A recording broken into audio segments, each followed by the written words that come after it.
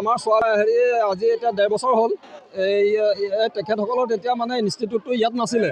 তেখেতৰ এই SP তেল ডিপুৰ ওচৰত মানে এটা ঘৰত তেখেতসকলে মানে ক্লাছ কৰি আছিলে। তাৰপাছত আমি মানে এনেকৈ গম পালোঁ যে তাত এটা প্ৰাইভেট ইনষ্টিটিউটত নাৰ্ছ প্ৰশিক্ষণ দিয়ে।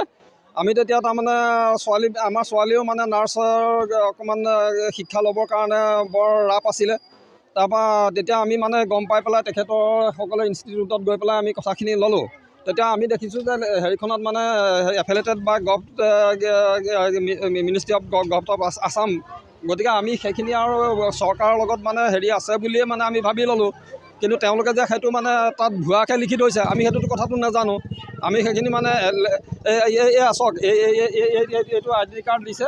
এই আইডেণ্টি কাৰ্ডত আপোনালোকৰ লিখা আছে এই affiliated by government of Assam. চাওক হয়নে নহয়?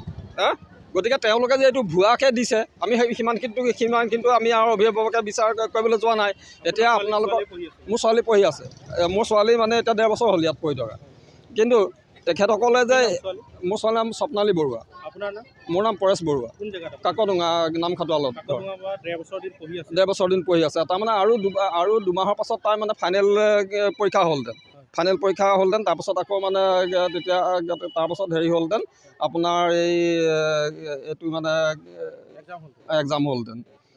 কিন্তু এতিয়া মানে আপোনাৰ আপোনালোকৰ এই মিডিয়াসকলৰ সহযোগতহে আমি গম পাইছোঁ যে এইটো মানে তেখেতসকলে যিটো মানে গভ এফিলেটেড বুলি চাইনবোৰ্ডত লিখি থৈছে সেইখিনি ভুৱা বুলি আমি গম পালোঁ। এতিয়া আমি আহ্বান কৰিছোঁ যে কিবা এটা সমাধানলৈ আহক। ইয়াত মানে অকল চিঞৰ বাখৰ এইকেইদিন আমি 4 দিন দেখিছোঁ। চিঞৰ বাখৰৰ বাহিৰে একো ইয়াত হোৱা নাই। হয় তেখেতসকলে পইচা পাতি আমাক সমূলঞ্চে ঘূৰাই দিয়ক, যিখিনি আমাৰ 1.5 বছৰত খা খৰচ হ'ল। আমি এতিয়া ছোৱালী ইয়াত মানে ভাড়া ঘৰত ৰাখি পেলাই পঢ়ুৱাইছোঁ। চৰকাৰে মানে এইটো যে এইটো মানে চৰকাৰী এটা ভুৱা অনুষ্ঠান বুলি চৰকাৰক এটা দোষাৰোপ কৰি থৈছে এখেতসকলে। গতিকে চৰকাৰে বস্তুটো হস্তক্ষেপ কৰি পেলাই ইয়াৰ মানে উচিত তদন্ত কৰি আমাৰ এই ছোৱালীসকলৰ মানে ভৱিষ্যত আজি 2 বছৰ 3 বছৰ লছ হৈ গ'ল। গতিকে এই ছোৱালীসকলৰ যাতে কিবা এটা মানে ভৱিষ্যত ভাল হয়, কিবা এটা তেওঁলোকে কৰিবলৈ সুবিধা পায়, সেই কথাটো মানে চৰকাৰলৈ মই অনুৰোধ কৰিলোঁ। নহয় দাদা, মই MD নহয়। MD নহয়, মই অফিচ প্লেন মোৰ আপোনালোকৰ এপইণ্টমেণ্টে দেখাইছিলোঁ এদিন। কি এপইণ্টমেণ্ট দেখাই প্ৰায় 300কে আপ আছে। 300কে ওচৰত বেছি আছে। আপোনাৰ এডমিশ্যন ফিজ যোৱা বছৰ 4,500 টকা আছিলে, এবছৰ 5,500 টকা হৈছে।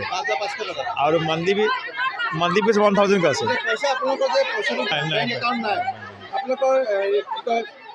ইনকাম টেক্স দিয়ে নাই? এইকেইটা একচুৱেলি নাই কৰা ছাৰে। আসাম নাৰ্ছিং কাউন্সিলৰ অনুমতি পত্ৰ আছে নাই? নাই। আমাৰ প্ৰাইভেট ছেক্টৰৰ লগত স্বাস্থ্য অঞ্চলৰ কাৰ্যালয়ৰ অনুমতি পত্ৰ আছে নাই? নাই। একো নাই। আপোনালোকে এনেকৈ চলাই যায় ছাত্ৰী? আপুনি ঠিকে কৈছে। এইটো আমাৰ প্ৰিন্সিপালে ছাৰে আপোনাক ক'ব পাৰিব কেনেকুৱা চলি আছিলে। এগ্ৰিমেণ্ট তাৰ নামতে আছিলে, আমি জাষ্ট কৰ্মচাৰী তাত। আমিতো কাম কৰ্তা আমি জানো। একচুৱেলি ছাৰ ওচৰতে থাকে। তাহাঁতি তাৰ ছাৰে কি কৰে, ছাৰ মোক কৈ দিয়ে বিজয় এইটো পইচা লিখি দি দিয়া হৈ যায়। কি ভুৱা? মই অফিচ লোন হিচাপতে আছোঁ। কাৰ্যত বহুত দিনৰ পৰা চলি আছিলে, কিন্তু এতিয়া নতুন কৰ্চ ষ্টাৰ্ট হৈছিলে দাদা। 300 মান হ'ব। সংস্থাপন কিছুমানে কৰি আছিলে দেই, প্ৰাইভেট ছেক্টৰতে কৰি আছিলে কিন্তু এতিয়া যোৰহাট আণ্ডাৰ দিয়ে। আমি ইমানেই জানো, আমাৰ প্ৰিন্সিপালে আপোনালোকক বুজাব পাৰিব কেনেকুৱা কি আছে এগ্ৰিমেণ্টটো।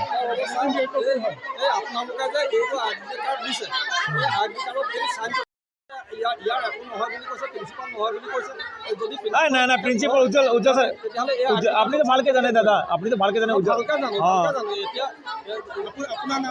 মই বিজয় সিং, এই চানময় হৰিজন কলনী ঘৰত। সেইটো দাদা মই ইমান ভালকে নাজানো, কিন্তু মই ইয়াত কৰ্মচাৰী আহিছোঁ। মোক এপইণ্টমেণ্ট দিছিলে আপোনাৰ 1/8 মানে তাতে চলি আছিলোঁ। MD এতিয়া বৰ্তমান ইয়াত কোনো নাই।